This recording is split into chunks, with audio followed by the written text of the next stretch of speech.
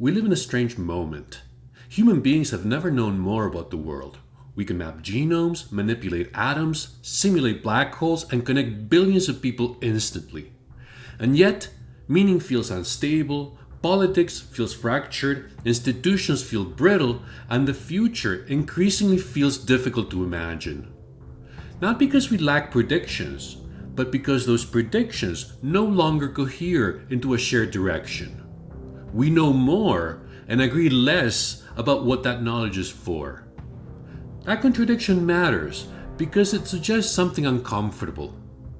Maybe the crisis is not simply a lack of information.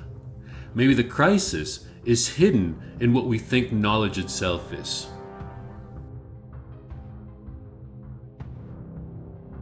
For a long time, Western thought imagined knowledge in a very particular way. A subject observes the world, a mind represents the world, and if those representations are accurate and properly justified, we call that knowledge. One of the most influential formulations of this idea is surprisingly simple. Knowledge is justified true belief. Something is true, you believe it, and you have good reason for believing it. At first glance, this feels completely intuitive. And for a long time, it worked extraordinarily well, especially for stabilizing knowledge across institutions, disciplines, and generations. But notice something important. This structure already contains two interpretive operations that appear everywhere in human cognition. Truth answers the question, what? What happened? What is this? What state of the world is being identified? Justification answers the question, why? Why did it happen like this and not differently? Why believe this interpretation and not another one? Why are we focusing on this and not something else? In other words, even classical epistemology already depended on integrating description and explanation into a single structure, the what and the why. But these are not separate steps. It is not that we first identify the what and only later add why. Every what already implies some why, some frame of relevance, some reason why this count and that does not, some boundary between what matters and what can be ignored. And every why changes what can count as a what. As explanations develop, new facts become visible, new relations become relevant, new exclusions begin to appear as exclusions. So knowledge is never just the accumulation of facts. It is the ongoing integration of what and why. And that matters because this is precisely where the classical picture begins to crack. In 1963, a philosopher named Edmund Gettier published one of the shortest and most influential papers in modern philosophy.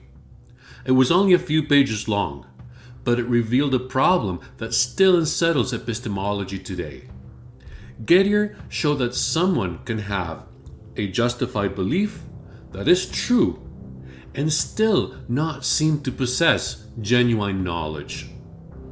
The examples are simple. A person follows good reasoning. Their conclusion happens to be correct, but only because of coincidence.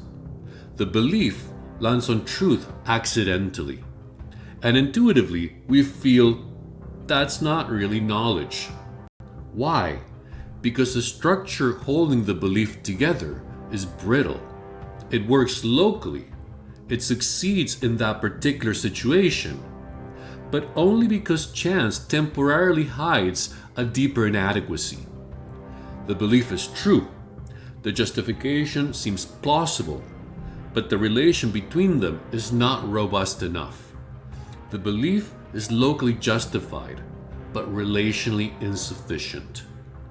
That phrase matters because Gettier cases are not just strange philosophical puzzles. They reveal something much deeper about knowledge. A claim can appear justified within a narrow frame, and still fail once the wider relations become visible.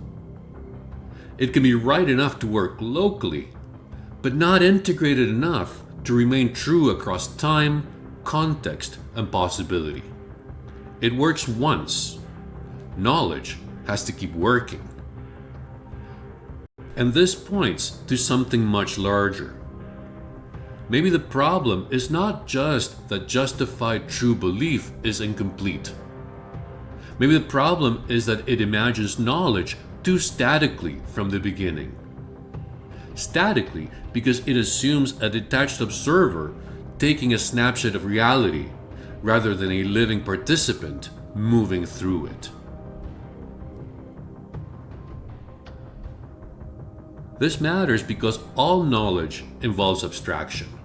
To know anything, we have to draw boundaries. We have to decide what counts, what does not count, what belongs inside the frame, and what can be treated as background. That is not failure. It is how clarity becomes possible. A scientific model excludes in order to isolate a variable. A legal category excludes in order to define a right.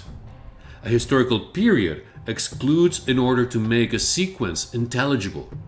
A concept excludes in order to mean anything at all.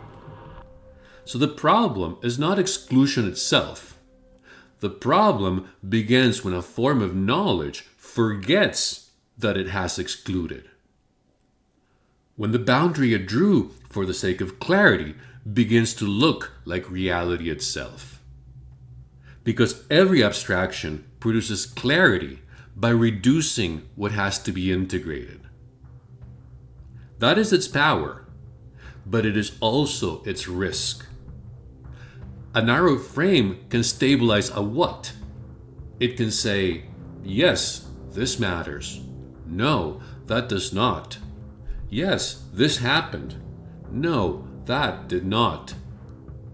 But if the corresponding why is too narrow, if it does not integrate enough relation, context, history, embodiment, meaning, or future consequence, then knowledge becomes brittle. This is exactly the pattern PHET is designed to detect.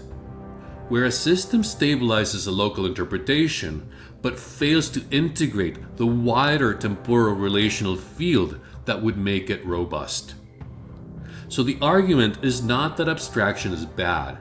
Abstraction is necessary. The danger begins when a system forgets that its clarity came from exclusion. Underneath the classical picture sits a deeper assumption, the subject-object paradigm. The idea that reality fundamentally consists of independent objects, and that knowledge means representing those objects accurately from an increasingly detached point of view. To be clear, this framework was extraordinarily useful. Modern science emerged from it. Technological civilization emerged from it. Reduction, abstraction, measurement, and prediction became astonishingly powerful. PHET can never be anti-science because the achievements of modern science are real. The problem is not that reduction failed. The problem is that reduction became mistaken for the whole structure of reality. Because this framework achieved power partly by narrowing what counted as knowledge. What could be stabilized, measured, predicted, and controlled began to appear primary.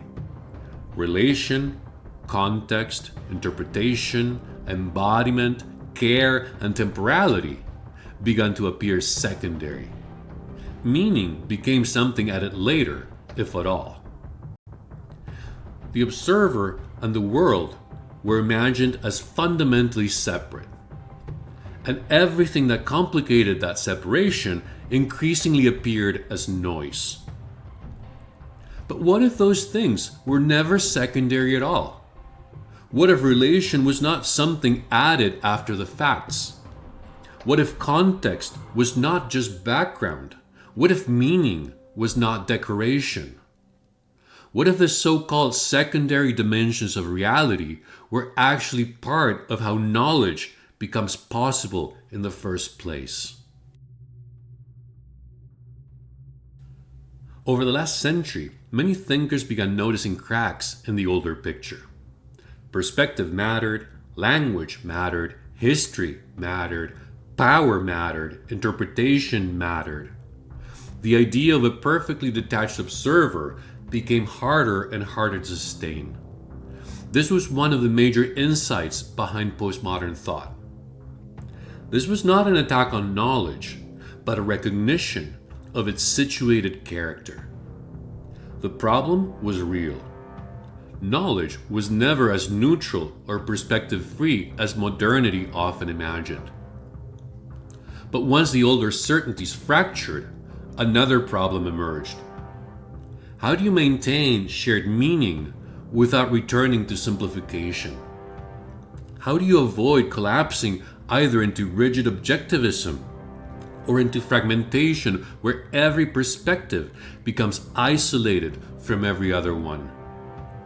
This is where many contemporary discussions still feel stuck. Either there is one final objective framework that stands outside all perspective, or everything dissolves into competing interpretations. But PHET suggests the problem may lie deeper than either option. PHET proposes a different epistemological grammar. If the problem with modern knowledge is brittleness, PHET asks a different question.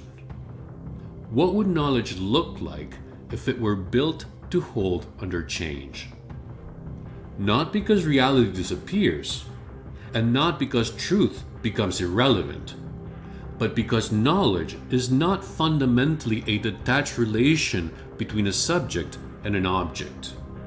It is a temporally structured relation between a living system and the world it inhabits.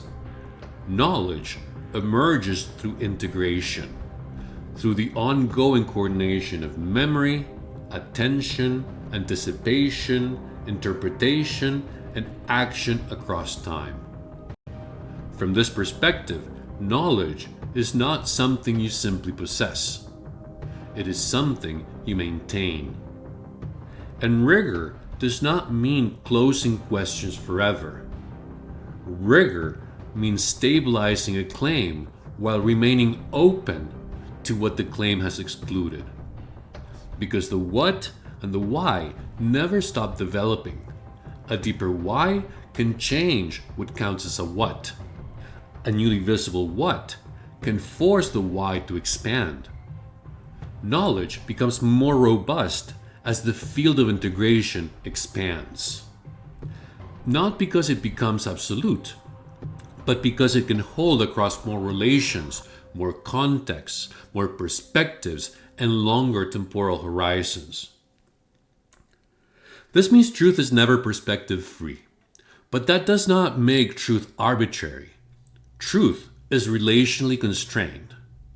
It always presupposes a frame of reference relative to which things can be said to be true or false. Science already works this way constantly. Physics depends on frames of reference. Biology depends on organism-environment relations. Human experience depends on situated interpretation across time. PHET is not rejecting reality. It is rejecting the fantasy of a perfectly perspective-free relation to reality. And once you start seeing this, a lot of things begin to look different. This pattern does not stay inside philosophy. Once institutions are built around narrowed forms of knowledge, the same structure begins to organize policy, economics, technology, education, and social life. A system defines what counts. It decides what can be measured, it decides what can be optimized, it decides what appears as relevant, and it also decides what can be treated as background. This is why many of our crises stop looking separate. Climate change begins to look like a failure to integrate the future deeply enough into the present. Political polarization begins to look like the collapse of shared interpretive frameworks. AI begins to look less like thinking machines and more like systems capable of representation without lived temporal integration. Economic systems begin to look brittle when their metrics are locally successful, but unstable across wider relations. A society can say, growth is increasing, productivity is rising, efficiency is improving, the indicators are strong, and within a narrow frame, that may be true. But if the wider why is underdeveloped, if the system does not integrate ecological cost, social fragmentation, care, exhaustion, trust, meaning, or future stability, then the success may be brittle. It may be justified by the numbers, but insufficiently integrated into reality. This is why externalities matter so much. Externalities are not really outside the system. They are where a system stores what its why cannot integrate. And eventually, what is excluded returns as crisis, as instability, as distrust, as ecological breakdown, as social fracture, as futures that no longer feel inhabitable. The humanities also begin to look different. Not ornamental, not merely subjective, not secondary, but as specialized forms of knowledge for integrating irreducible complexity. And meaning itself starts to look different, not as something added onto reality, but as part of how temporally situated beings make reality intelligible in the first place. So maybe the crisis is not that knowledge failed. Maybe the crisis is that modernity inherited a structure of knowledge that became extraordinarily powerful by narrowing what needed to be integrated.